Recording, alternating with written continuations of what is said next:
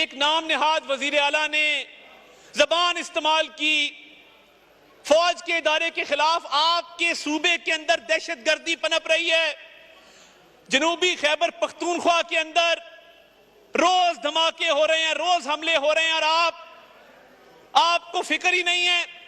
ये वही बात हुई कि रोम जल रहा था और नीरू बांसुरी बजा रहा था। यहां तो नीरू गालियां दे रहा है, कंटेनर पे चढ़ के गालियां दे रहा है।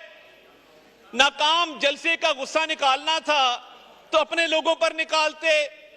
जो स्टेज पे चढ़ के फौज के खिलाफ, मिलिट्री लीडरशिप के खिलाफ, मरियम नवाज शरीफ साहिबा के खिलाफ जो जबान इस्तेमाल की गई इंतहाई काबिल मुजम्मत है। और जो खवातीन जर्नलिस्ट के बारे में जबान इस्तेमाल की गई, जो सहाफियों के खिलाफ नारे लगाए गए, उसकी पुरजोर मुजम्मत करते हैं। मगर इंफॉर्मेशन मिनिस्ट्री एक नई फिल्म बनाने का सोच रही है, उसका नाम होगा मैं लाहौर नहीं जाऊंगा।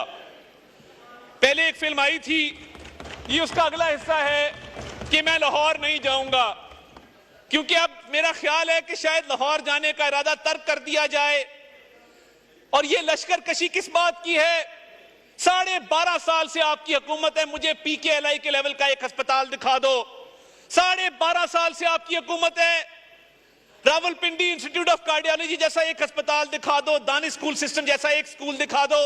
आप लोगों ने सरकारी फंड भी इस्तेमाल किए तो अपनी जाती तशहीर पे किए। अब जो कह रहे थे कि लीडर को छुड़वाना है, गए छुड़वाने थे, खुद बंद हो गए। ये पहली दफा देखा है कि छुड़वाने लीडर को जा रहे थे, बंद खुद हो गए। तो ये नफरत की सियासत, इंतकाम की सियासत, तकसीम की सियासत, हम पहले भी इनको समझाते थे कि ये सियासत मत करें। ये बीज जिन्होंने बोए हैं फसल भी यही काटेंगे। तो मैं तो तब भी इनको कहता था कि संभल कर चलें, मगर इनको हमारी बात समझ नहीं आती थी।